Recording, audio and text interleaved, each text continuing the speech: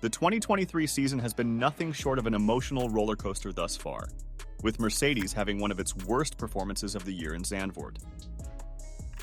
In the free practices, Lewis Hamilton seemed to have a lot more faith in his car and had completely recovered.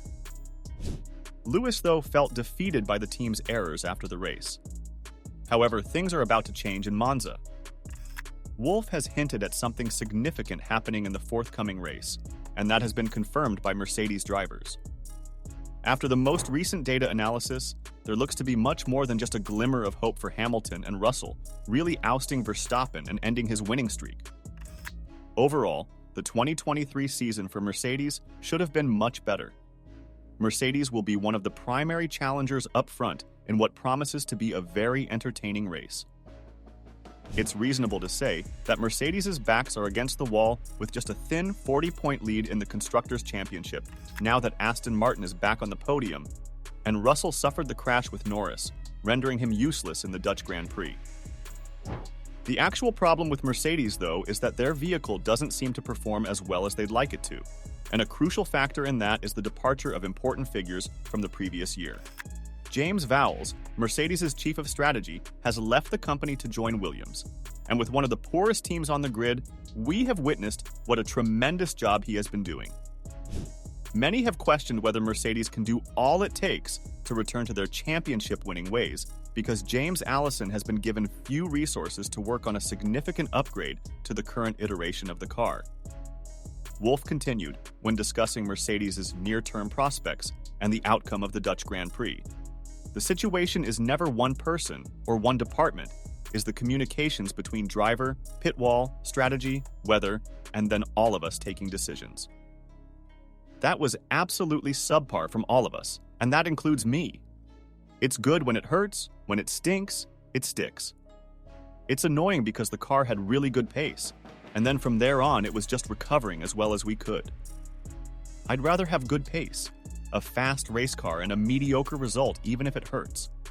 But it's still bittersweet because the result is just really bad. It could have been, but that doesn't count in our sport. And this time, it appears that the critics and doubters were mistaken. Even though the Dutch Grand Prix didn't really go their way, Mercedes appears to be far more suited to the upcoming race in Monza than the rest of the field. Toto Wolff is optimistic about the course Mercedes has selected for the development of their vehicle. Additionally, he is still committed to the 2023 enhancements, especially given that Aston Martin is threatening to steal second place in the Constructors' Championship and profit handsomely from the prize money, which may amount to tens of millions of euros. One thing that Mercedes could have easily taken away from Zandvoort is that Hamilton was very confident in the pace that the W14 offered him.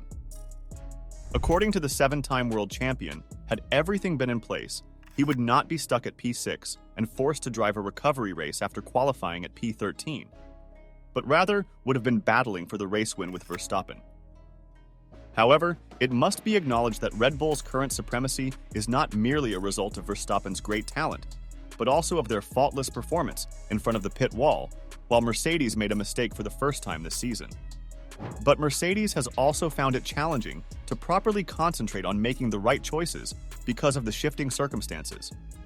Although there were much bigger expectations than what was actually accomplished the previous weekend, Mercedes was nonetheless ready for Zandvoort and will bring the enhancements to the next race in Monza as well. Keep in mind that this is being done at a time when Wolff has already stated that the team spent the majority of the budget cap on the new version of the car. The revised floor edge has a reduced span forward floor edge wing, but is primarily designed to reduce losses, improve the flow of the rear, and increase downforce. Mercedes also modified the side pod mirror to boost the airflow to the car's rear, which increased the rear wing load. A beam wing redesign that was also added to the W14B serves the similar purpose. Mercedes' speed was unquestionably that, though. Simply terrible luck and poor tactical choices prevented them from earning points. Although I really doubt Hamilton would have finished where he did if he had been truly keeping up with Verstappen's performance. The RB19's unbeatable one-lap speed will make it difficult for Mercedes to compete with Red Bull during qualifying, but with the drag speed not being as great as you might have expected, and the track not requiring as much downforce from the cars, we are set to see a very interesting race the following weekend.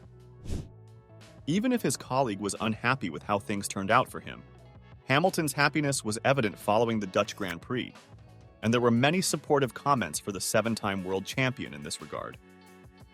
He continued to explain, "I think today was a great example of never give up. You know, we've got work to do for sure. But there were times today where the car was much better today. There were points where I was as quick as Verstappen today. It didn't start off that well, but I'm happy with the drive that I did to get back to the points and get 6. I overtook a bunch of people, and to start 13th, I was dead last at one point. So to get back up to 6th, I'm happy with that." But it has already happened. We are now concentrating on Monza. Well, that's a pretty intriguing fact that might increase the funds. Is it possible that Red Bull's DRS advantage isn't as significant as it has been in the season's opening few races? If we look at the past, this is one of the events that Mercedes performed quite well in. Therefore, I'm truly excited about the upcoming race for Mercedes. In the year 2020, Hamilton set one of the most illustrious qualifying laps in this race. Nevertheless, those days are long gone. And even though we haven't yet seen a very competitive version from Mercedes, it's still quite unclear whether or not that automobile will start performing strangely once more. Weekend after weekend, they have no notion what can be fixed to make it more stable, as Mike Elliott put it. And it seems as though the automobile chooses its own conduct based on the particulars of the course.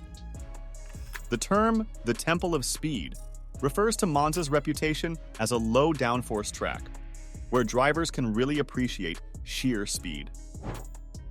The recent story that Hamilton has apparently signed a contract with the Silver Arrows, one that would seem to race with the Brackley-based team for 2 more years and enter his 40th year of life, appears to be another significant bonus for Mercedes as they eagerly anticipate a spectacular race in Monza.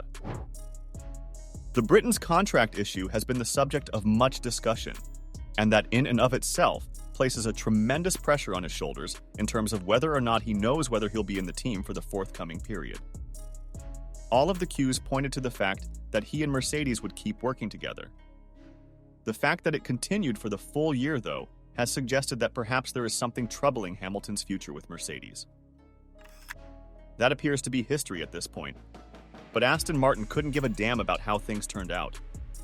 And if there's one thing they need to do right now, it's to exert as much pressure as possible on Mercedes. Something that will be very challenging to accomplish because you can't always wager on Mercedes' side of strategy errors in order to nudge up behind them while one driver is on the podium and the other is competing with black markers.